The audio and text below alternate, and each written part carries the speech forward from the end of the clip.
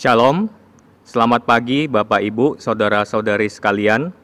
Semoga semuanya dalam keadaan baik dan sehat selalu. Penegasan Warta, Minggu 21 Juni 2020. Majelis Jemaat mengucapkan selamat bergabung dan mengikuti ibadah online pada hari ini. Majelis Jemaat berharap walaupun ibadah dilakukan secara online, tetapi tidak mengurangi makna ibadah dan tetap mendatangkan sukacita dan damai sejahtera bagi Bapak, Ibu, Saudara-saudari sekalian.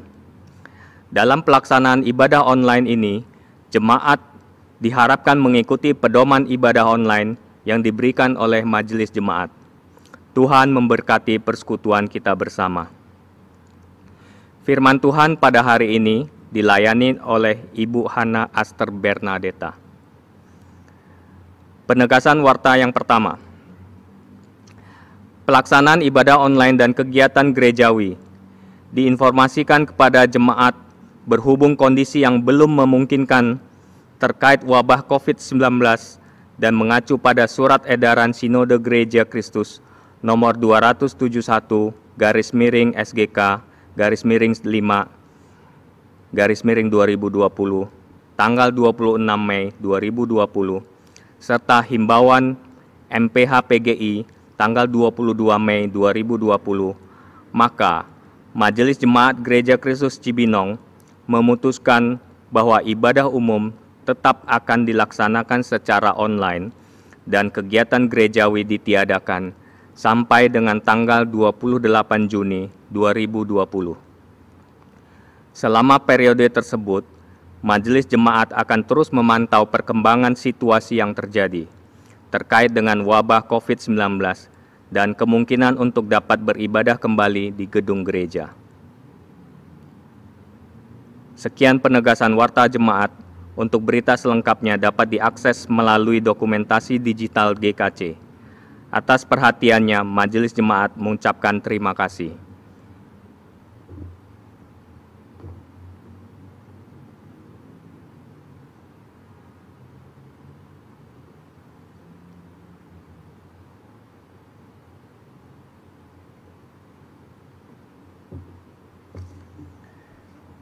Jemaat kami undang untuk bangkit berdiri. Pujilah Tuhan, hai segala bangsa, megahkanlah Dia, hai segala suku bangsa. Sebab kasih-Nya hebat atas kita, dan kesetiaan Tuhan untuk selama-lamanya. Haleluya.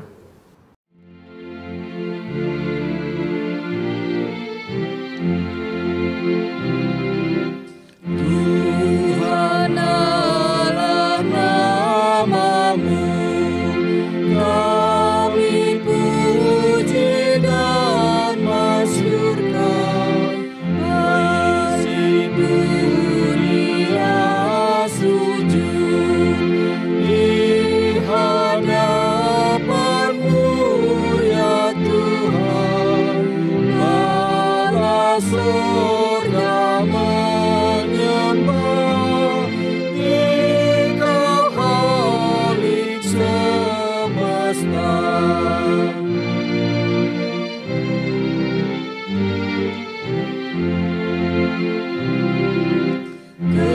Kerubin dan serafim memuliakan Yang Trisuci, para rasul dan nabi, martir yang berjubah putih, gereja yang kudus esa, kepadamu menyembah.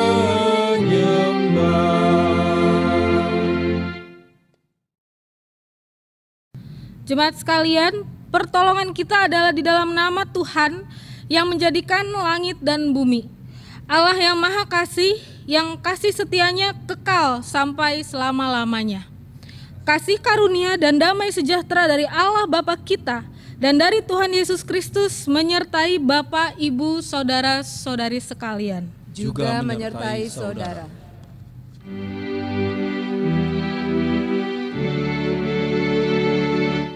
Mulia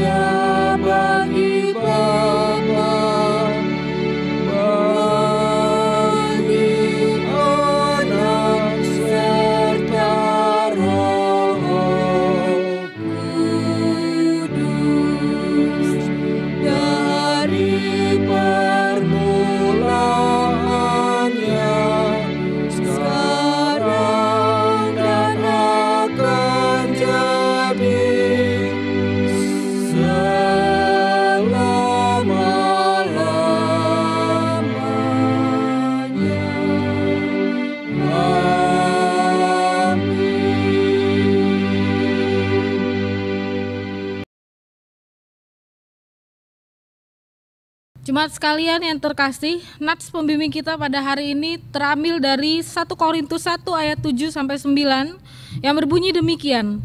Demikianlah kamu tidak kekurangan dalam suatu karunia pun, sementara kamu menantikan penyataan Tuhan kita, Yesus Kristus. Ia juga akan meneguhkan kamu sampai kepada kesudahannya, sehingga kamu tak bercacat pada hari Tuhan kita, Yesus Kristus. Allah yang memanggil kamu kepada persekutuan dengan anak-anaknya Yesus Kristus, Tuhan kita adalah setia. Jemaat yang terkasih, kita akan menyambut nats pembimbing kita dengan menaikkan pujian, Ku Nyanyikan Kasih Setia Tuhan.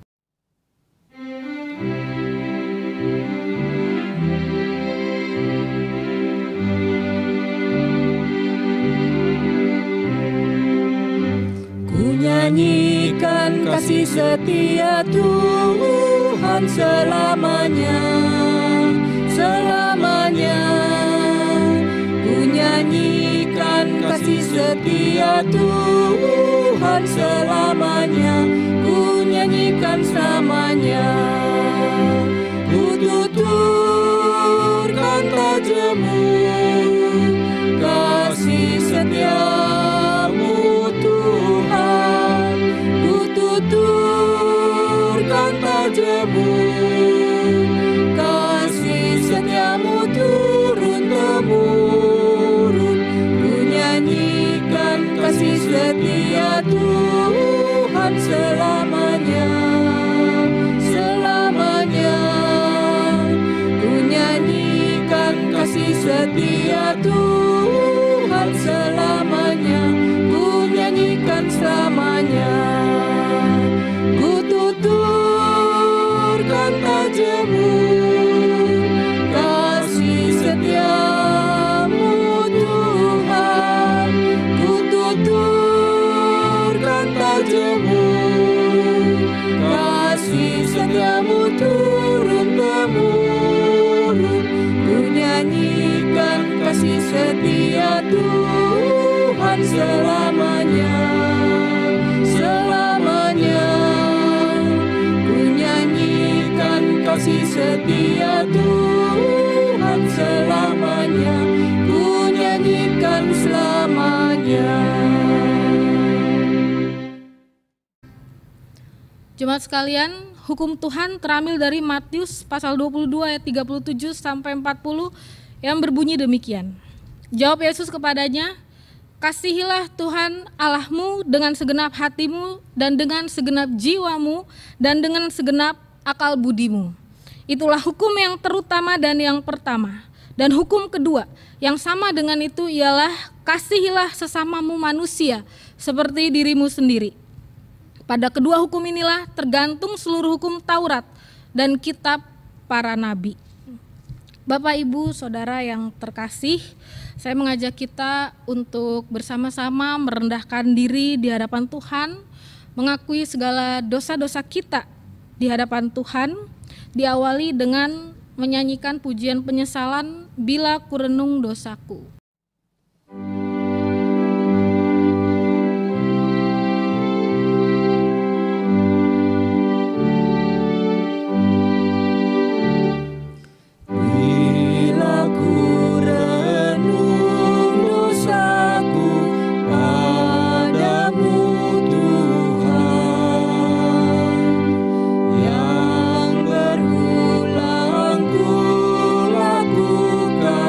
Di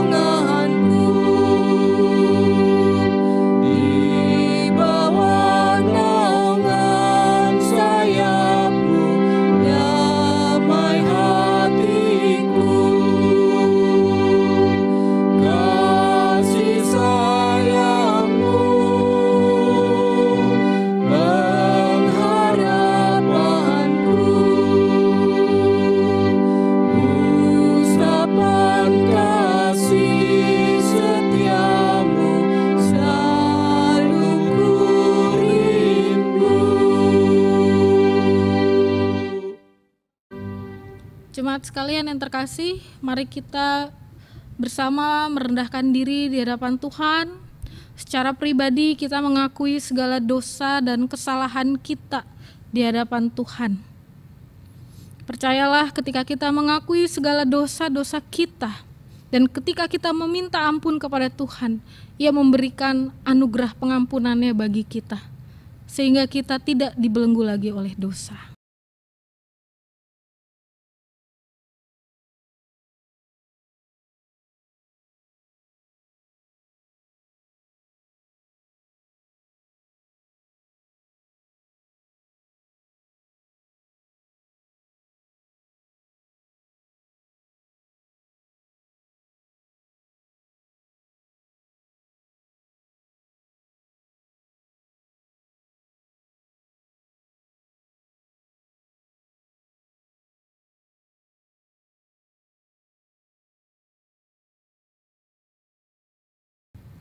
Ya Tuhan yang Maha Baik, inilah segala pengakuan dosa kami di hadapan Engkau ya Tuhan. Di hadapan Engkau tidak ada yang tersembunyi ya Bapa. Kami percaya di dalam Engkau kami telah beroleh pengampunan dosa. Kami bersyukur untuk anugerah-Mu yang selalu baru, yang selalu melimpah, tiada habisnya bagi hidup kami ini ya Tuhan. Ajar kami untuk tidak diperbudak oleh dosa, tetapi meninggikan dan mengasihi Kristus di atas segalanya. Terima kasih banyak Tuhan, hanya di dalam nama Yesus Kristus kami berdoa dan mengucap syukur. Amin. Jemaat sekalian yang terkasih, berita anugerah pada hari ini terambil dari 1 Korintus 15 ayat 56 sampai 57 yang berbunyi demikian. Sengat maut ialah dosa, dan kuasa dosa ialah hukum Taurat. Tetapi syukur kepada Allah yang telah memberikan kepada kita kemenangan oleh Yesus Kristus Tuhan kita. Demikianlah jemaat sekalian berita anugerah dari Tuhan. Syukur kepada Allah untuk kasih dan anugerahnya yang besar kepada kita.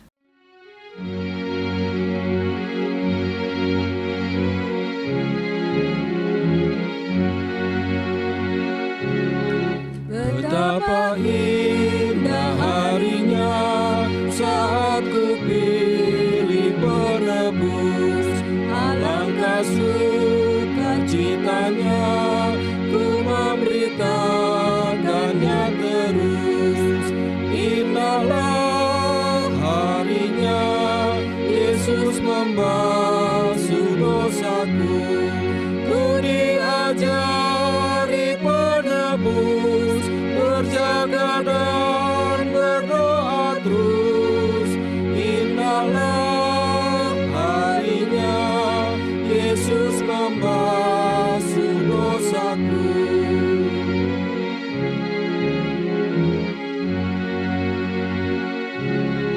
Betapa indah janjinya yang telah mengikat hatiku, ku beri kasihku padanya serta menyanyi bersyukur. Indahlah harinya Yesus membasuh dosaku, ku diajari penebus, berjaga dan berdoa terus. Indahlah harinya Yesus membasuh dosaku.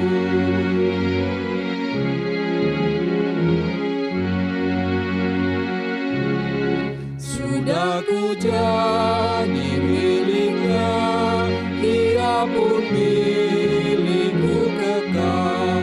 Yakin penuh ku ikutlah, suara Tuhan ku kenal. Indahlah harinya Yesus membasuh dosaku, ku diajari penebus, berjaga dan berdoa terus. Indahlah harinya Yesus membasuh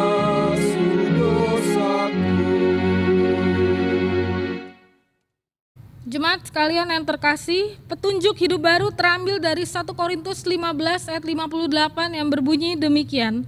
Karena itu saudara-saudaraku yang kekasih, berdirilah teguh, jangan goyah, dan giatlah selalu dalam pekerjaan dengan Tuhan.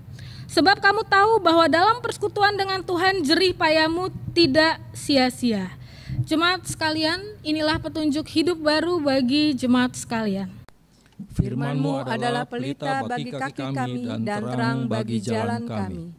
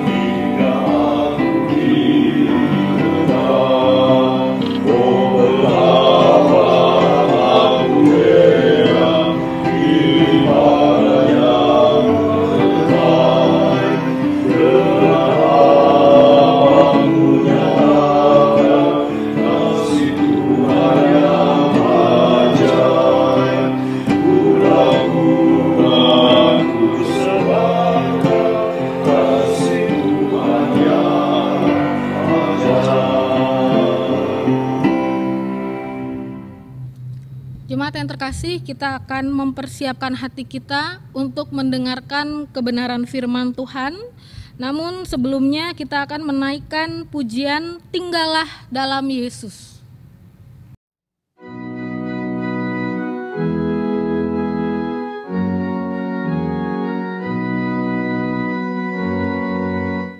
Tinggallah dalam Yesus, jadilah muridnya. Belajarlah firman Tuhan, taat kepadanya. Tinggallah dalam Yesus, andalkan kuasanya. Dialah pokok yang benar, kitalah rantingnya.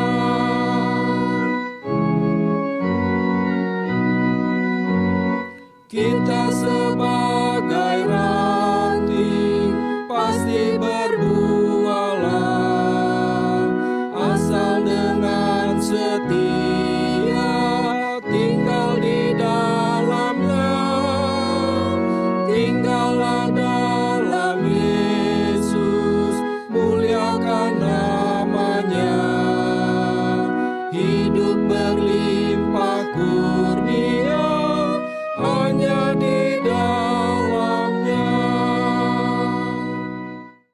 Ya, jemaat sekalian, kita akan berdoa mempersiapkan hati kita. Ya Tuhan Allah yang maha baik, seperti lagu yang kami nyanyikan, kami rindu ya Tuhan untuk selalu tinggal di dalam Engkau ya Tuhan. Kami rindu agar hati dan pikiran kami selalu diisi dan diperbaharui oleh kebenaran firman-Mu ya Tuhan. Kami sadar ya Tuhan, kami hidup penuh dengan tantangan ya Bapak. Dan sungguh kami tidak berdaya menghadapinya jika tanpa kekuatan dari kebenaran firman-Mu ya Bapak. Ya Bapak, lembutkanlah hati kami ya Bapak. Biarlah kami mengerti akan kebenaran firman Tuhan yang disampaikan pada hari ini ya Bapa. Apabila ada di antara kami yang datang dengan penuh keluh kesah, dengan kekhawatiran, dengan kegundahan, dengan kecemasan, atau dengan kegetiran hidup, Tuhan tolong Engkau kiranya menggantikannya dengan sukacita dan penghiburan yang datangnya daripada Engkau ya Bapa. Tolong juga berkatilah hamba-Mu yang menyampaikan kebenaran firman-Mu. Urapilah dia dengan kuasa Roh Kudus-Mu ya Tuhan. Dan hanya di dalam nama Tuhan Yesus Kristus kami berdoa dan mengucap syukur. Amin. Jemaat sekalian yang terkasih, firman Tuhan hari ini terambil dari kitab Yeremia. Pasal 20 ayat yang ke-7 sampai 18. Yeremia pasal 20 ayat 7 sampai 18, saya akan membacakannya untuk kita semua. Keluh kesah Yeremia akibat tekanan jabatannya. Engkau telah membujuk aku ya Tuhan, dan aku telah membiarkan diriku dibujuk. Engkau terlalu kuat bagiku, dan Engkau menundukkan aku. Aku telah menjadi tertawaan sepanjang hari. Semuanya mereka mengolok-olokkan aku. Sebab setiap kali aku berbicara, terpaksa aku berteriak, terpaksa berseru, kelaliman, aniaya. Sebab firman Tuhan telah menjadi cela dan cemooh bagiku sepanjang hari. Tetapi apabila aku berpikir, aku tidak mau mengingat dia, dan tidak mau mengucapkan firman lagi demi namanya, maka dalam hatiku ada sesuatu yang seperti api yang menyala-nyala, terkurung dalam tulang-tulangku. Aku berlelah-lelah untuk menahannya, tetapi aku tidak sanggup. Aku telah mendengar bisikan banyak orang, kegentaran datang dari segala jurusan. Adukanlah dia, kita mau mengadukan dia. Semua orang sahabat karibku mengintai apakah aku tersandung jatuh. Barangkali ia membiarkan dirinya dibujuk, sehingga kita dapat mengalahkan dia dan dapat melakukan pembalasan terhadap dia. Tetapi Tuhan menyertai aku seperti pahlawan yang gagah. Sebab itu orang-orang yang mengejar aku akan tersandung jatuh, dan mereka tidak dapat berbuat apa-apa. Mereka akan menjadi malu sekali, sebab mereka tidak berhasil. Suatu noda yang selama-lamanya tidak terlupakan. Ya Tuhan semesta alam, yang menguji orang benar, yang melihat batin dan hati, biarlah aku melihat pembalasan-Mu terhadap mereka. Sebab kepadamu lah kuserahkan perkaraku. Menyanyilah untuk Tuhan, pujilah Tuhan. Sebab ia telah melepaskan nyawa orang miskin dari tangan orang-orang yang berbuat jahat. Terkutuklah hari ketika aku dilahirkan. Biarlah jangan diberkati hari ketika ibuku melahirkan aku. Terkutuklah orang yang membawa kabar kepada bapakku dengan mengatakan, seorang anak laki-laki telah dilahirkan bagimu, yang membuat dia bersuka cita dengan sangat. Terjadilah kepada hari itu seperti kepada kota-kota yang ditunggang balikan Tuhan tanpa belas kasihan. Didengarnyalah kiranya teriakan pada waktu pagi dan hiruk-pikuk pada waktu tengah hari. Karena hari itu tidak membunuh aku selagi di kandungan, sehingga ibuku menjadi kuburanku, dan ia mengandung untuk selamanya. Mengapa gerangan aku keluar dari kandungan, melihat kesusahan dan kedukaan, sehingga hari-hariku habis berlalu dalam malu. Jemaat sekalian yang terkasih, demikianlah pembacaan firman Tuhan. Berbahagialah setiap kita yang mendengarkan firman Tuhan, yang memeliharanya dan berjuang untuk mempraktekannya di dalam kehidupan hari lepas hari. Haleluya.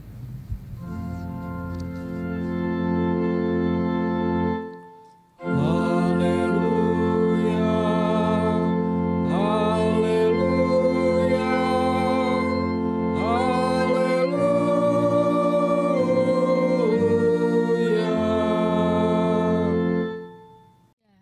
Shalom Bapak Ibu Saudara yang terkasih. Ya, bagaimana kabarnya pada hari ini? Ya, puji Tuhan ya. Saya berharap sukacita dari Tuhan, juga penghiburan dari Tuhan boleh beserta dengan kita semua. Pada beberapa hari belakangan ini kita sudah mulai mendengar berita tentang new normal, ya, yaitu di mana kita berdamai dengan virus corona. Artinya kita tetap menjalankan aktivitas kita tuh seperti biasanya, ya. Misalnya kita adalah orang yang bekerja di luar rumah, di kantor dan sebagainya, maka dengan diterapkannya new normal, kita menjadi kembali lagi seperti biasanya. Kalau yang bekerja di luar ya kembali bekerja di luar, tetapi dengan memperhatikan protokol kesehatan. Di satu sisi kita melihat ya mungkin ini cukup beresiko juga ya, karena penyebaran virus corona itu sangat cepat sekali ya. Tetapi di satu sisi kita juga melihat bahwa roda perekonomian itu harus dibangkitkan kembali, sehingga kita melihat ini menjadi sebuah dilema ya bagi kita ya. Apalagi vaksin virus corona itu belum diluncurkan ya sampai hari ini, masih terus diuji coba, masih terus dikembangkan. Bapak Ibu Saudara, sekalipun kondisi kita mungkin tidak terlalu ideal, namun ingat bahwa anugerah Allah itu tersedia bagi kita. Mari kita tetap percaya kepada janji dan pemeliharaan Allah di dalam hidup kita, meskipun saat ini kita belum melihatnya. Bapak Ibu Saudara, saya teringat dengan seorang filsuf terkenal bernama Thomas Aquinas. Dia mengatakan bahwa iman itu terkait dengan hal-hal yang tak terlihat dan harapan dengan hal-hal yang tidak ada. Nah, ini sejalan ya dengan prinsip firman Tuhan di dalam Ibrani 11 ayat 1 yang mengatakan bahwa iman adalah dasar dari segala sesuatu yang kita harapkan dan bukti dari segala sesuatu yang tidak kita lihat. Nah, pada situasi seperti sekarang inilah iman kita itu sebetulnya sedang diuji, Bapak Ibu Saudara. Kiranya kita terus bergantung kepada Tuhan. Saya teringat ya dengan lagunya Martin Luther, Allahku benteng yang teguh. Ya, pada versi KPPK itu yang di bait keduanya itu dikatakan seperti ini ya. Bila sandar kekuatanku, pasti aku akan kalah. Bapak Ibu Saudara yang terkasih, iman yang teguh itu bukan sekedar percaya saja, tetapi mewujudkannya dengan bergantung kepada Allah kita. Allah kita yang adalah benteng yang teguh itu. Bapak Ibu Saudara yang terkasih, pada hari ini kita pasti melihat ya, banyak perusahaan-perusahaan besar yang ada di negara kita. Biasanya itu perusahaan asing gitu ya, atau perusahaan-perusahaan yang udah lama berdiri, yang udah bonafit seperti itu ya. Hari ini perusahaan-perusahaan besar dengan gaji yang besar itu pasti merekrut orang-orang yang berkemampuan istimewa dan menonjol di bidangnya masing-masing. Ya, ini adalah hal yang tidak terhindarkan dan memang itulah ukuran dunia yang dipakai. Nah, Bapak Ibu Saudara, kalau saya melihat ya bagaimana Yesus merekrut murid-muridnya, ini menjadi sesuatu yang menarik ya.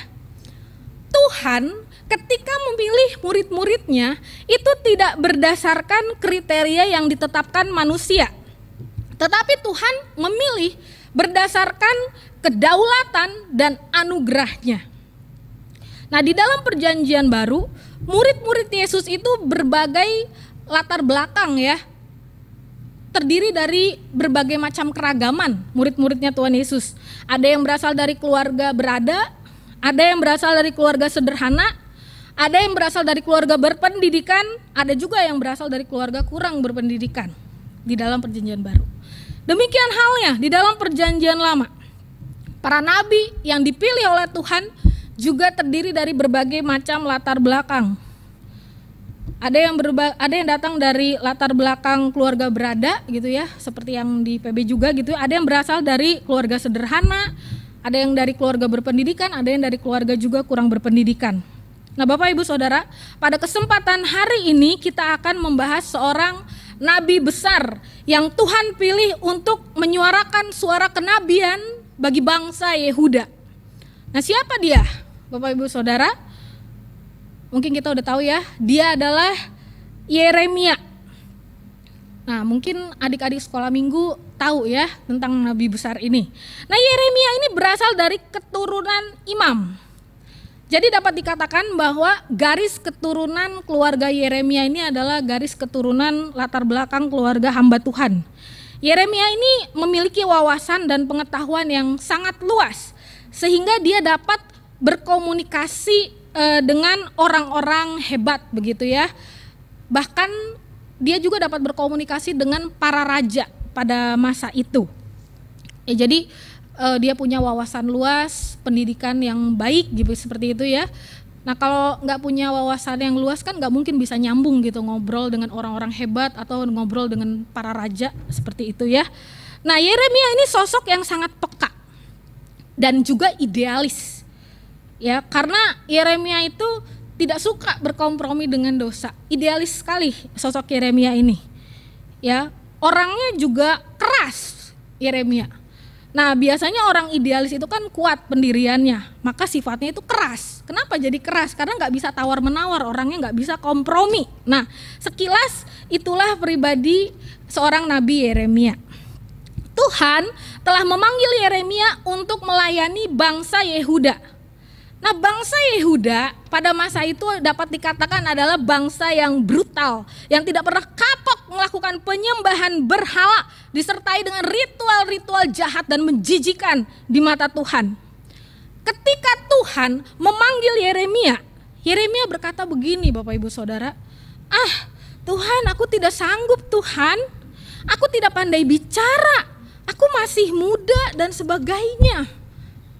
Dia tidak pede. Yeremia merasa tidak mampu untuk melayani Tuhan. Akhirnya Tuhan berkata begini, Yeremia, jangan bilang begitu. Jangan takut kepada mereka, jangan takut kepada bangsa Yehuda, sebab aku menyertai engkau dan aku menaruh perkataan-perkataanku ke dalam mulutmu. Bapak Ibu Saudara, setiap orang yang sudah percaya Tuhan sungguh-sungguh dan sudah terima Yesus sungguh-sungguh itu harus terjun di dalam pelayanan. Mungkin kita berpikir, saya tidak mampu melayani, lebih baik orang lain saja yang pelayanan. Saya tidak pandai bicara, saya nggak bisa melayani. Atau mungkin merasa pendidikan saya kurang, status ekonomi saya juga pas-pasan, malu kalau melayani, minder, nggak enak sama komunitas dan sebagainya. Bapak Ibu Saudara yang terkasih, yang paling penting di dalam melayani Tuhan itu yang penting hatinya dulu. Firman Tuhan berkata, bukan yang dilihat manusia, yang dilihat Allah. Manusia melihat apa yang di depan mata, tetapi Tuhan itu melihat hati. Kalau hatinya sungguh-sungguh, maka Tuhan itu betul-betul akan menopang pelayanan kita. Dan Tuhan juga yang akan tambahkan kemampuan bagi kita.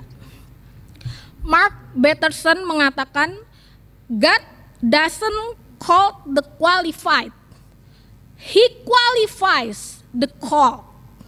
Artinya Tuhan tidak memanggil orang-orang yang mampu, tetapi Tuhan memampukan orang-orang yang telah dipanggilnya.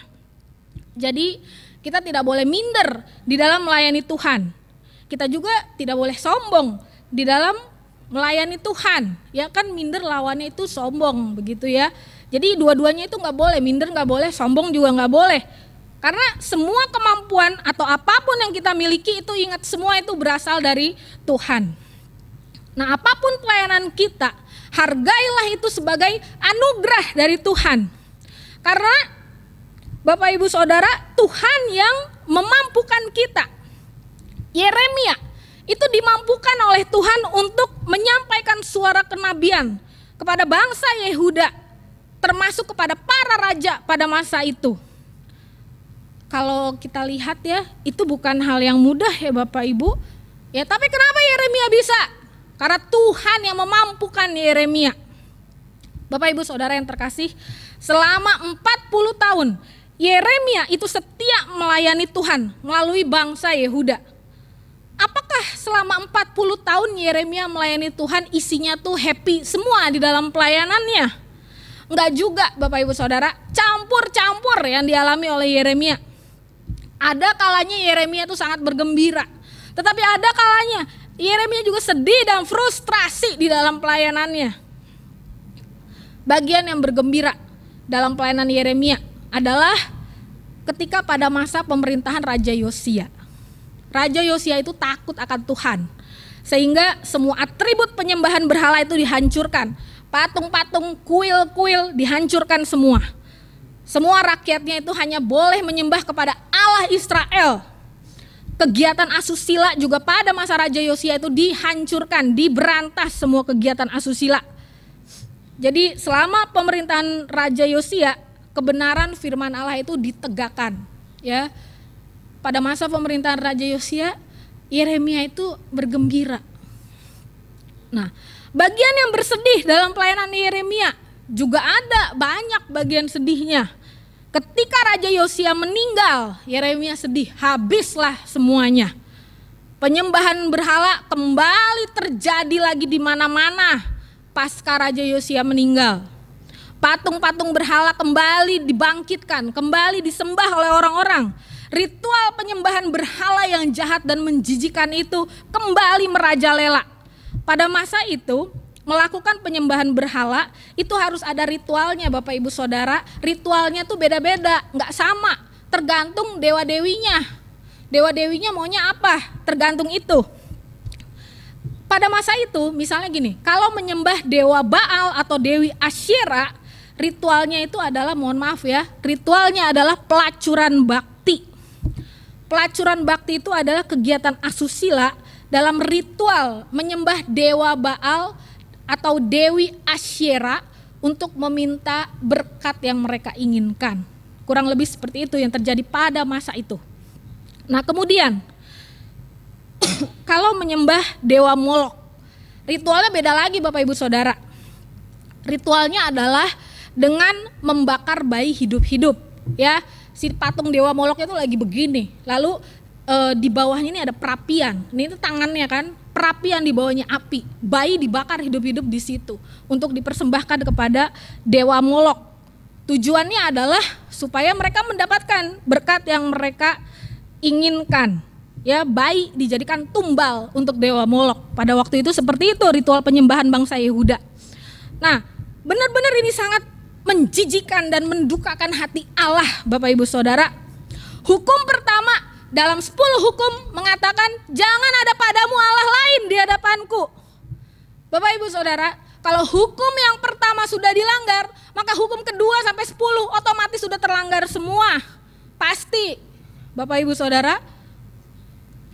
Nah, Bapak Ibu, Yeremia sangat sedih ketika Raja Yosia mati karena tidak ada lagi raja yang sebaik Yosia pada masa pelayanan Yeremia. Yeremia sebagai nabi terus memperingatkan bangsa Yehuda bahwa Allah itu murka dan Allah akan mendatangkan malapetaka kepada bangsa Yehuda. Tetapi bangsa Yehuda tidak takut, bukannya bertobat ya, tetapi malah semakin brutal, semakin jahat. Bapak Ibu Saudara, Yeremia itu udah capek banget, capek hati menghadapi bangsa Yehuda yang sangat jahat sekali ini. Tidak hanya sampai di situ, bahkan Yeremia juga sering mengalami ancaman pembunuhan pada waktu itu. Kenapa? Karena Yeremia itu berani sekali mengatakan mengatakan hukuman Tuhan, berani sekali menyatakan suara Tuhan kepada bangsa Yehuda. Bangsa Yehuda tidak suka. Yeremia terus-menerus mengingatkan bangsa Yehuda agar mereka mau berbalik kepada Allah sebelum Allah menghukum mereka. Nah, Bapak Ibu Saudara yang terkasih, Allah itu tidak pernah semena-mena menghukum kita. Kalau kita melakukan kesalahan atau dosa atau kejahatan, Allah itu tidak langsung main geplak begitu ya, enggak. Tapi Allah akan memberikan peringatan-peringatan kepada kita supaya kita berbalik, supaya kita bertobat. Ya, kalau udah dikasih peringatan-peringatan lalu kita nggak berbalik dan nggak bertobat, ya, maka ya di situ baru dihukum, digeplak sama Tuhan. Nah, di sini bangsa Yehuda berkali-kali diingatkan, mereka nggak peduli, mereka cuek sekali. Nah, Bapak Ibu Saudara, pada pasal 20 ada seorang imam. Katakanlah kalau di masa sekarang dikatakan ia adalah seorang hamba Tuhan yang memiliki jabatan kepala rumah ibadah. Ya cukup oke lah jabatannya ya, sebagai hamba Tuhan cukup tinggi. Namanya Pasyur. Pada waktu itu Pasyur mendengar nubuatan yang disampaikan oleh Yeremia tentang penghukuman Allah kepada bangsa Yehuda, bahwa Allah akan mendatangkan malapetaka atas bangsa Yehuda. Pasyur sebagai sesama hamba Tuhan itu bukannya mendukung Yeremia, malah Yeremia dipukul dan dipasung sama si Pasyur, karena Pasyur gak suka mendengar nubuatan yang disampaikan Yeremia. Pasyur adalah seorang hamba Tuhan yang jahat. Pasyur adalah nabi palsu. Dia hanya menyampaikan kebohongan kepada umat. Yang penting umat senang, umat happy, yang penting itu. Nah, begitupun dengan hari ini. Hari ini banyak khotbah yang beredar, khotbah-khotbah tersebut juga banyak yang meninabobokan umat dengan membohongi jemaat. Ya. Contoh, kalau Anda mempersembahkan 30, maka berkat Anda akan dilipat gandakan oleh Tuhan menjadi 60. Dengar khotbah seperti itu, apa yang terjadi? Otomatis ya banyak orang berbondong-bondong kasih persembahan dalam jumlah banyak dan fantastis. Ya tujuannya apa? Tujuannya untuk melipat gandakan modal. Tujuannya udah berbelok. Bukan lagi tujuannya karena bersyukur atas rahmat dan anugerah Tuhan. Bukan itu lagi tujuannya. Tujuannya apa? Modal balik 2 kali lipat. Nah, Bapak Ibu, inilah bagian dari suara nabi palsu. Gereja itu bukan tempat untuk melipat gandakan modal. Gereja adalah rumah Tuhan. Kemudian, pada keesokan harinya, Pasyur ingin membebaskan Yeremia. Yeremia kembali menyampaikan malapetaka yang akan terjadi kepada bangsa Yehuda. Dan sekaligus Yeremia menyampaikan hukuman Allah atas Pasyur, bahwa Pasyur si sang nabi palsu itu dia akan mati di tangan bangsa Babel. Nah, Bapak Ibu Saudara, Yeremia mengalami banyak penderitaan di dalam pelayanannya. Di pasal 20 menggambarkan Yeremia yang frustrasi dengan pelayanannya. Apa yang dia katakan di pasal 20 ini? Ngapain saya dilahirkan kalau hanya untuk menderita kayak begini? Saking frustrasinya, terucaplah kata-kata itu darinya. Terkutuklah hari di mana aku dilahirkan. Saking dia frustrasi. Saya berpikir ya, sebagai manusia wajar dia frustrasi. Yeremia itu memang nabi besar, tapi dia juga manusia, bisa merasa sedih, bisa merasa gembira, bisa merasa sakit kalau disakiti dan sebagainya. Terucaplah kalimat-kalimat frustrasi itu. Karena dia begitu letih di dalam pelayanannya. Tetapi menariknya adalah penderitaan sehebat apapun yang menimpa Yeremia, dia tetap setia melayani sampai akhir hidupnya. Mengapa bisa demikian, Bapak Ibu Saudara? Ini adalah bagian yang menarik. Dia mengalami penderitaan yang berat, yang luar biasa. Tapi dia tetap setia sama Tuhan sampai akhir. Mengapa bisa demikian? Yang pertama adalah adanya komitmen. Bapak Ibu Saudara, di dalam melayani Tuhan, Yeremia ini memiliki komitmen yang kuat. Kalau orang mau menikah harus punya komitmen kan? Dalam pernikahan itu kan ada janji pernikahan, itulah komitmen. Ya, setia mengasihi saat senang maupun susah, sehat maupun sakit, miskin maupun kaya. Demikian juga dalam pelayanan. Dalam pelayanan juga harus ada komitmen. Apapun yang terjadi, mau miskin, mau kaya, mau senang, mau susah, mau sehat, maupun sakit, tetap setia melayani Tuhan. Melayani Tuhan itu ada kalanya bisa senang. Ada kalanya juga bisa susah. Saat kita senang, kita jangan lupa diri lalu kita tinggalkan pelayanan. Saat kita susah, kita jangan kecewa lalu kita tinggalkan pelayanan. Layani Tuhan selagi masih ada kesempatan.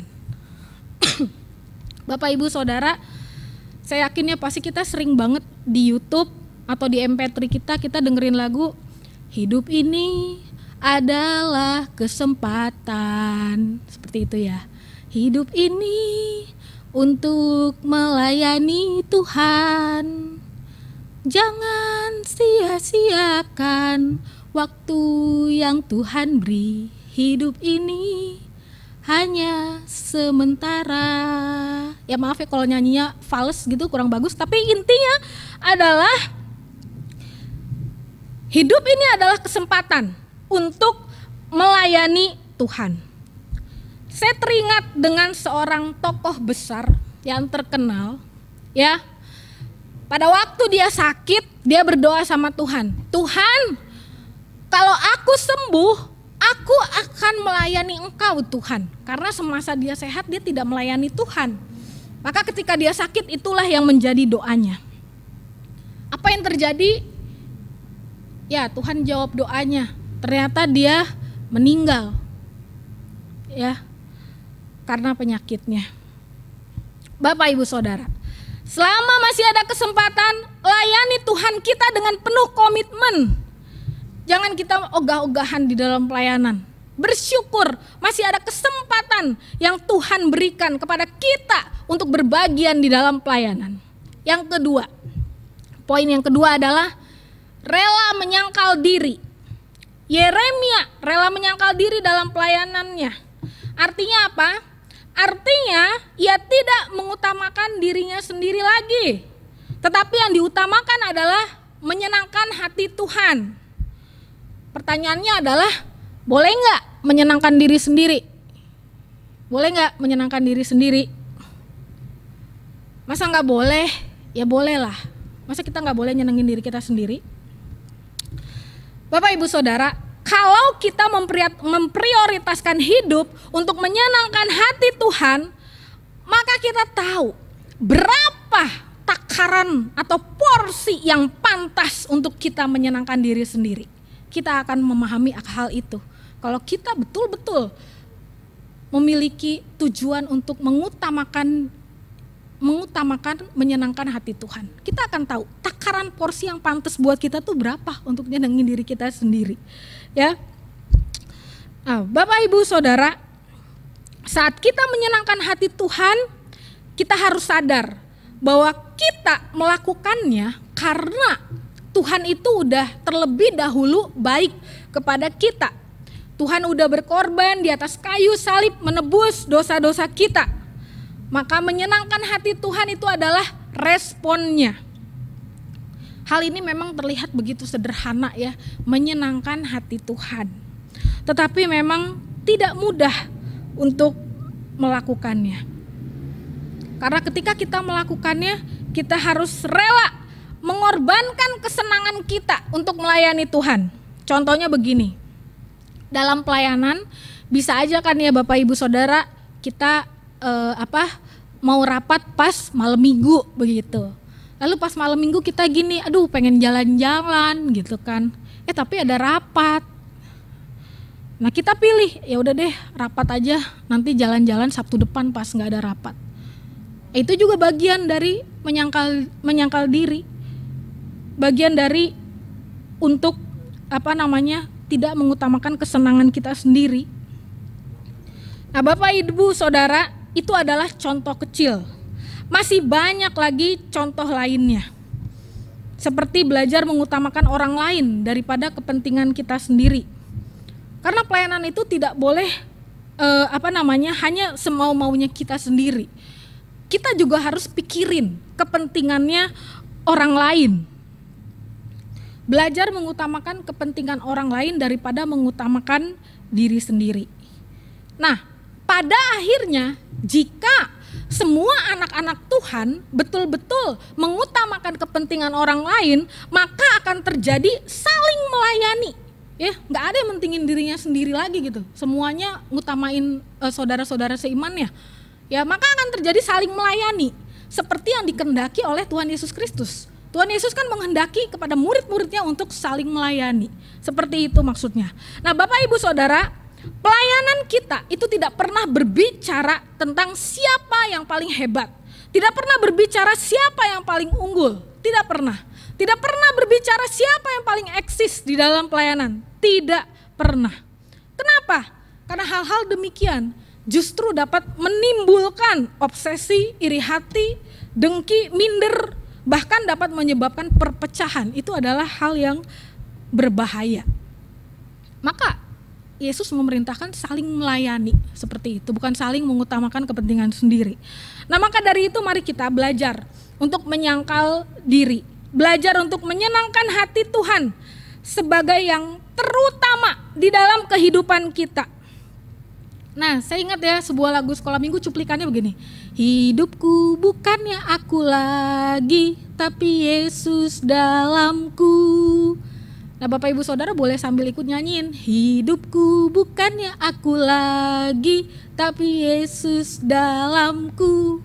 Bukan kita lagi yang utama, Tuhan Yesus yang utama dalam hidup kita. Yang ketiga, harus ada kasih dan pengorbanan.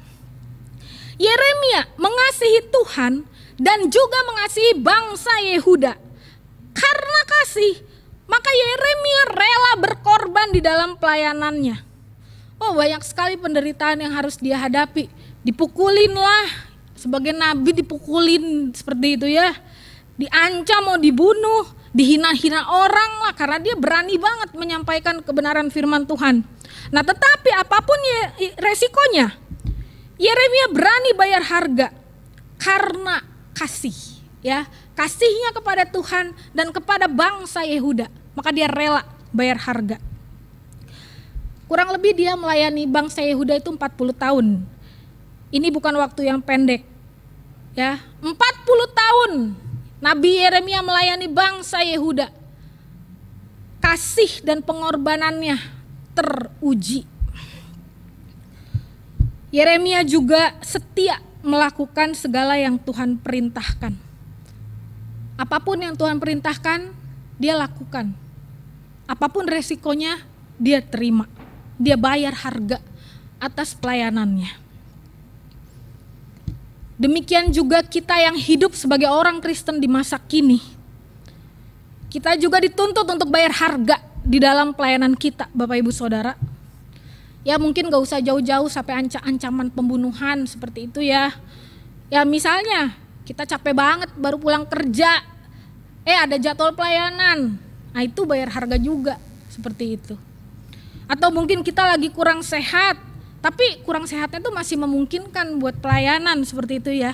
Ya kita pelayanan, itu bayar harga.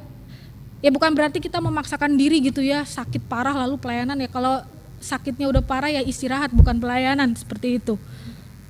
Kemudian rela melayani meskipun lokasi rumah jauh. Nah itu juga bayar harga Bapak Ibu Saudara. Oh jauh banget rumahnya di ujung sana begitu ya. Tapi mau gitu melayani Tuhan, biarin jauh juga lokasi rumahnya, masuk ke dalam, tapi tetap melayani Tuhan, itu juga bayar harga. Rela melayani meskipun dikritik habis-habisan sama orang, itu juga bayar harga Bapak Ibu Saudara. Ini bagian yang menarik ya, dalam pelayanan yang namanya kritik itu tidak terhindarkan Bapak Ibu Saudara, tapi kita juga harus bijak ya dalam menyikapinya. Kita harus bijak. Ya, kalau misalnya kritik itu kritik yang membangun ya dalam pelayanan, ya terima aja gitu untuk membangun, meningkatkan pelayanan. Tapi kalau misalnya kritik itu ada kritik yang destruktif, yang istilahnya sangat menjatuhkan, sangat subjektif dan sebagainya, nggak usah dimasukin ke hati. Tetap maju terus dalam pelayanan, jalan terus dalam pelayanan, jangan malah mundur gitu, sakit hati mundur deh. Enggak, maju terus dalam pelayanan. Waktu yang akan membuktikannya nanti. Nah, Bapak Ibu Saudara, hanya dengan kasih dan pengorbanan maka kita bisa memiliki kerelaan untuk bayar harga di dalam pelayanan kita. Tanpa kasih dan pengorbanan, kita akan mudah mengeluh dalam pelayanan, akan mudah mundur dalam pelayanan.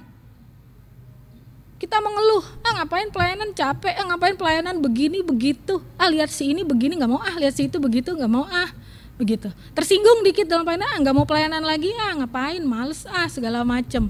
Bahkan nggak ada angin, nggak ada badai, nggak mau pelayanan, nggak ngerti makna pelayanan. Harus ada kasih dan pengorbanan di dalam pelayanan. Mengapa kita melayani Tuhan Yesus? Karena Tuhan Yesus itu sudah terlebih dahulu melayani kita, orang-orang berdosa. Kita ditebus dengan darahnya yang kudus di atas kayu salib. Dosa-dosa kita dihapuskannya oleh Tuhan Yesus Kristus. Maka sudah seharusnya lah hidup kita ini kita berikan untuk melayani Tuhan Yesus.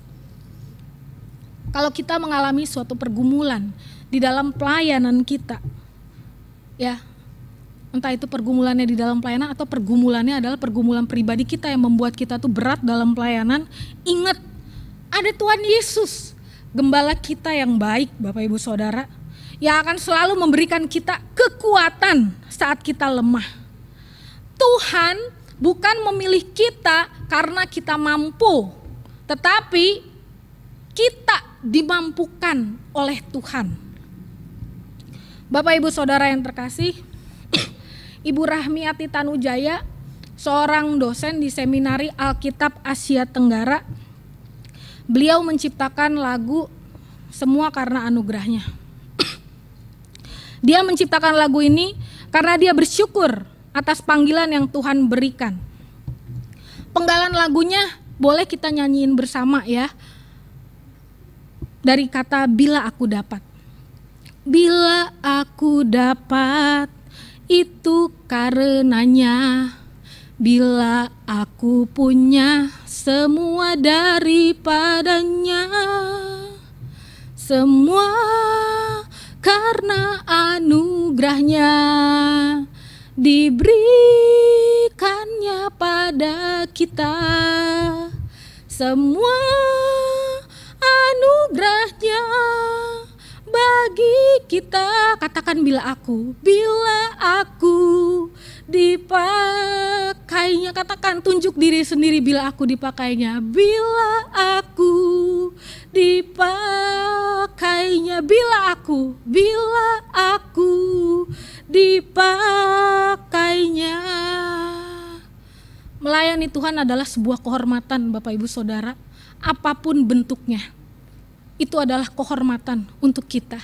Layani Tuhan sesuai dengan talenta-talenta yang udah Tuhan kasih buat kita, Bapak Ibu Saudara. Saya akan tutup khotbah ini dengan 1 Korintus 15 ayat 58. Karena itu saudara-saudaraku yang kekasih, berdirilah teguh, jangan goyah. Giatlah selalu dalam pekerjaan Tuhan. Sebab kamu tahu bahwa dalam persekutuan dengan Tuhan, jerih payahmu tidak sia-sia.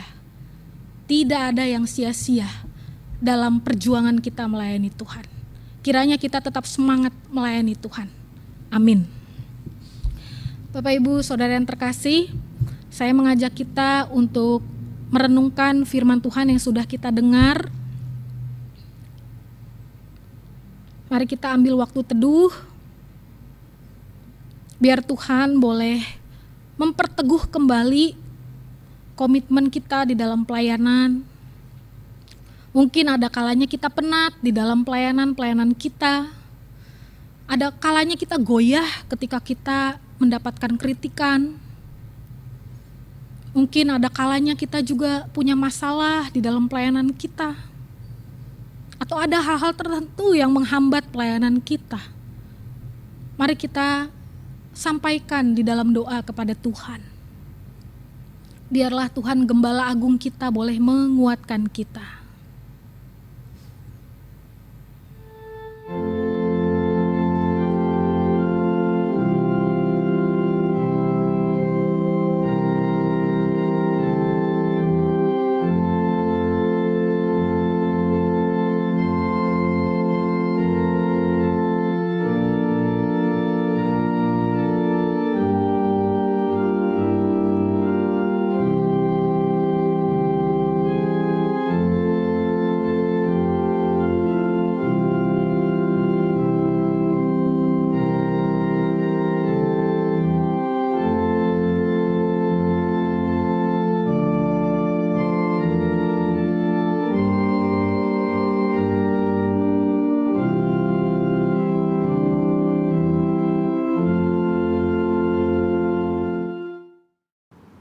Bapak Ibu jemaat diundang untuk bangkit berdiri. Jemaat yang dikasihi oleh Tuhan Yesus Kristus, bersama dengan orang percaya di segala abad dan tempat, dan sesuai pengakuan iman kita pada saat baptisan dan peneguhan sidi, marilah kita mengikrarkan pengakuan iman kita bersama dengan berkata, Aku percaya kepada Allah, Bapa yang Maha Kuasa, Khalik langit dan bumi, dan kepada Yesus Kristus, Anaknya yang tunggal Tuhan kita, yang dikandung dari Roh Kudus, lahir dari anak darah Maria, yang menderita di bawah pemerintahan Pontius Pilatus, disalibkan, mati dan dikuburkan, turun ke dalam kerajaan maut, pada hari yang ketiga bangkit pula dari antara orang mati, naik ke surga, duduk di sebelah kanan Allah, Bapa yang Maha Kuasa, dan akan datang dari sana untuk menghakimi orang yang hidup dan yang mati. Aku percaya kepada Roh Kudus, gereja yang kudus dan am, persekutuan orang kudus, pengampunan dosa, kebangkitan orang mati, dan hidup yang kekal. Amin. Jemaat dipersilakan duduk kembali. Ya, jemaat sekalian yang terkasih, kita akan menaikkan doa syafaat kita. Mari kita bersatu dalam doa. Tuhan Allah Bapa yang bertahta dalam kerajaan surga, saat ini kami datang lagi berdoa untuk segala pergumulan-pergumulan kami. Tuhan, kiranya Engkau memberkati untuk majelis jemaat di tempat ini, rohaniwan, para penatua, para BP bagian, koordinator pelayanan, panitia pembangunan, dan seluruh aktivis. Tuhan, kiranya Engkau boleh terus memperbaharui setiap komitmen di dalam pelayanan, dan kiranya Engkau memberikan kekuatan di dalam melayani Engkau. Tuhan juga yang menolong dalam setiap pergumulan yang ada. Dan juga ya Tuhan, biarlah masing-masing bagian dapat saling bersinergi dan bersatu untuk memuliakan nama-Mu ya Tuhan. Kami juga berdoa Tuhan, sekiranya untuk pergumulan jemaat di tempat ini, Tuhan tolonglah. Mungkin ada jemaat-jemaat kami juga yang menderita kekurangan. Tuhan berkatilah mereka, pelihara mereka ya Bapa, cukupkan kehidupan mereka. Kami juga berdoa untuk jemaat-jemaat yang bergumul cari kerja ya Tuhan.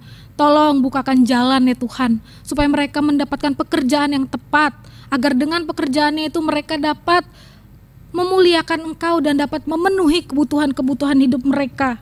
Kami juga berdoa Tuhan untuk jemaat-jemaat yang bergumul untuk masa depan. Ya Tuhan, Engkaulah Allah yang memiliki akan masa depan, akan hari depan. Berkati mereka yang bergumul akan masa depan, karena masa depan yang cerah ada di dalam tangan-Mu ya Tuhan. Kami juga berdoa Tuhan menyerahkan untuk jemaat-jemaat yang sakit. Kiranya Engkau boleh sembuhkan, pulihkan mereka ya Tuhan. Kami juga menyerahkan untuk orang-orang yang secara khusus menderita karena sakit virus corona ini ya Tuhan. Berikanlah mereka kesembuhan dan kekuatan. Berkati juga untuk keluarga pasien corona yang ditinggal meninggal. Berikan mereka juga kekuatan dan penghiburan di dalam Engkau. Kami juga berdoa ya Tuhan, berkatilah agar seluruh rakyat di negara kami ini dapat betul-betul mematuhi protokol kesehatan ya Bapak, dapat bahu-membahu untuk saling menolong ya Tuhan sebagai rakyat Indonesia ya Bapak. Kami juga berdoa untuk pemerintah kami ya Bapak, baik pemerintah pusat maupun pemerintah daerah. Kami mohon ya Tuhan, berikan kesatuan hati agar dapat memberikan kebijakan-kebijakan yang tepat, terutama di dalam menangani wabah pandemi corona. Kami juga berdoa Tuhan menyerahkan untuk negara kami ini. Tolong ya Tuhan Engkau menjaga akan keamanannya. Engkau jauhkan dari segala usaha-usaha para teroris yang ingin melakukan kekacauan ya Bapa. Jangan berikan kesempatan ya Tuhan kepada mereka untuk mengacau negeri kami. Berkati aparat keamanan agar mereka selalu siap sedia ya Tuhan untuk memberantas terorisme ya Bapa. Kami juga berdoa ya Tuhan untuk seluruh orang-orang percaya di berbagai belahan dunia. Engkau tahu ya Tuhan, banyak di antara kami yang mengadakan ibadah online.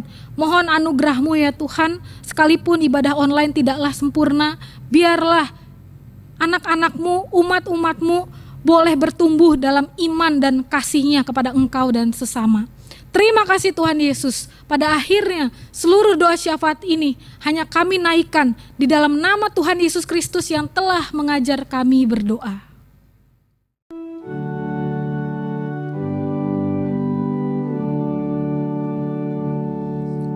Apakah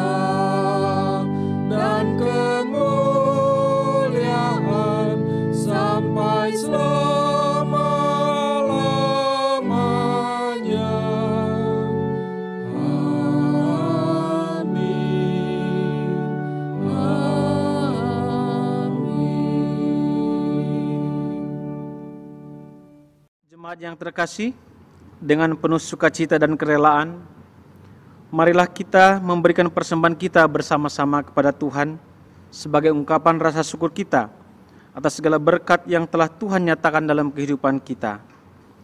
Firman Tuhan dalam 2 Korintus 9 ayat 7-8 berkata, "Hendaklah masing-masing memberikan menurut kerelaan hatinya, jangan dengan sedih hati atau karena paksaan. Sebab Allah mengasihi orang yang memberi dengan sukacita, dan Allah sanggup melimpahkan segala kasih karunia kepada kamu, supaya kamu senantiasa berkecukupan di dalam segala sesuatu, dan malah berkelebihan dalam pelbagai kebajikan." Bapak Ibu yang terkasih, persembahan ibadah online dapat diberikan dengan cara memasukkannya dalam amplop dan diserahkan ke sekretariat gereja, atau dikumpulkan dan diserahkan pada saat beribadah kembali di gedung gereja, atau dapat juga mentransfer ke rekening gereja dengan nomor dan ketentuan yang tertera di layar. Bapak Ibu, sebelum kantong kolektor diedarkan, jemaat bernyanyi bersama dari PKJ 216 bait pertama dan bait yang ketiga, "Berlimpah sukacita di hatiku."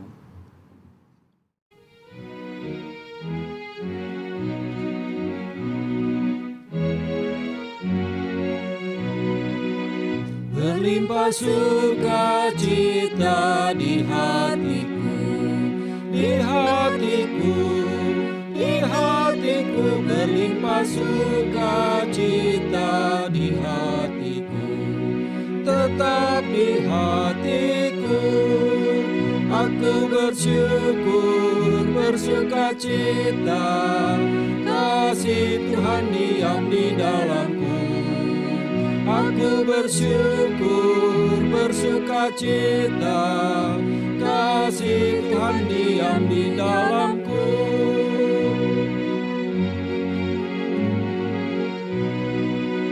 Berlimpah kasih Yesus di hatiku, di hatiku, di hatiku. Berlimpah kasih Yesus di hatiku, tetap di hatiku. Aku bersyukur, bersukacita, kasih Tuhan diam di dalamku. Aku bersyukur, bersukacita, kasih Tuhan diam di dalamku. Mari Bapak Ibu kita berdiri, kita bawa persembahan kita dalam doa. Bapa, dalam nama Tuhan Yesus Kristus, kami sungguh bersyukur jikalau kami teringat akan berkat-berkat yang Tuhan berikan bagi kami. Kami bersyukur untuk kekuatan, kami bersyukur untuk kesehatan, kami bersyukur untuk makanan minuman yang Tuhan cukupkan dalam kehidupan kami hari lepas hari. Bapa dalam surga, sebagai ungkapan rasa syukur kami telah memberikan persembahan kami. Kami mohon Tuhan menyucikan, menguduskan persembahan kami ya Bapa, supaya sungguh persembahan ini menjadi dupa yang harum di hadapan Tuhan. Bapa yang baik, kami berdoa untuk kehidupan kami selanjutnya ya Bapa. Di tengah-tengah kesulitan ekonomi yang terjadi saat ini, kami mohon Tuhan, Engkau senantiasa mengasihi kami, Engkau senantiasa melindungi kami, Engkau senantiasa membukakan berkat-berkat baru bagi kami. Kami mohon Tuhan, berikan kami iman pengharapan bahwa kami punya Allah yang hidup, Allah yang menjadi sumber berkat, Allah yang mampu mendatang segala sesuatu yang mustahil bagi manusia. Kami mohon juga ya Tuhan, di tengah-tengah kesulitan ini, kami sebagai anak-anak-Mu, sebagai jemaat-Mu ya Bapa, berikanlah kami kerinduan untuk menjadi saluran berkat bagi banyak orang. Banyak orang yang membutuhkan Tuhan. Kami mohon Tuhan, jadikanlah kami jadi saluran berkat-Mu, supaya melalui kehidupan kami, nama Tuhan dipermuliakan, nama Tuhan ditinggikan. Inilah doa persembahan kami ya Bapa, ungkapan syukur kami yang kami naikkan dalam nama Tuhan Yesus Kristus, Allah kami yang hidup. Kami berdoa dan mengucap syukur. Amin. Jemaat sekalian, tinggallah dengan sukacita dan damai sejahtera. Kami tinggal dengan penuh sukacita dan damai sejahtera Tuhan. Arahkanlah hatimu senantiasa kepada Tuhan. Kami mengarahkan hati kami senantiasa kepada Tuhan Gembala kami yang baik. Jadilah saksi Tuhan yang setia. Kami menjadi saksi-saksinya yang setia.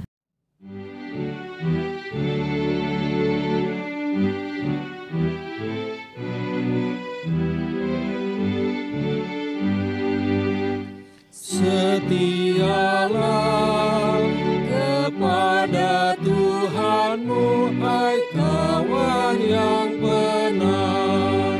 Setialah, sokongannya tentu di jalan yang berat. Dan datang Raja yang berjaya, menolong orang yang percaya.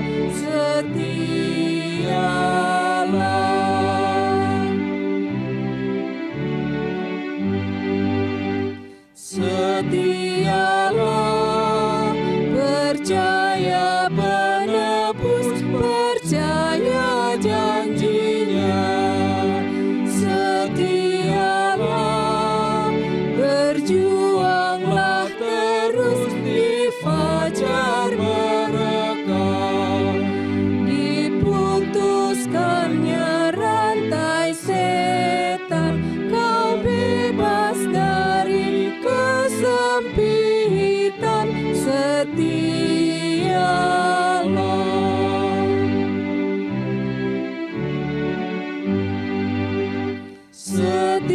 Setialah, bertahanlah tetap sehingga kau menang. Setialah, selamatmu genap sesudah berperang. Meski bertambah mara bahaya, telah hampir habis susah payah. Setialah,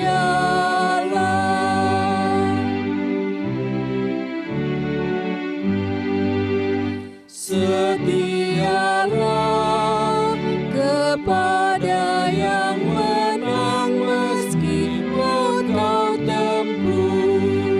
Setialah, sehabis berperang terima upahmu. Mahkota hidup diberinya, kau masuk dalam terang ceria. Setialah.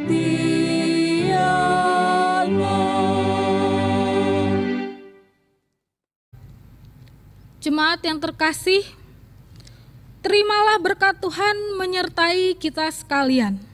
Kasih karunia Tuhan Yesus Kristus dan kasih Allah dan persekutuan Roh Kudus menyertai kita sekalian. Amin.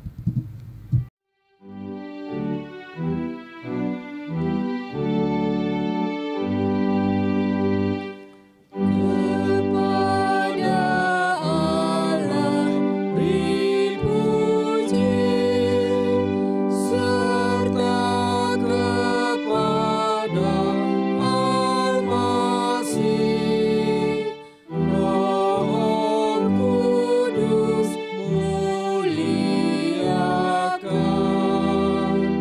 berkuasa dan berkasihan. Amin.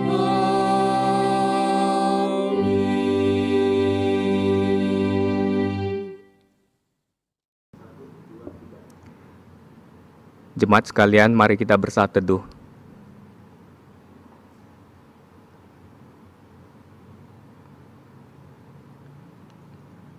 Amin. Tuhan Yesus memberkati.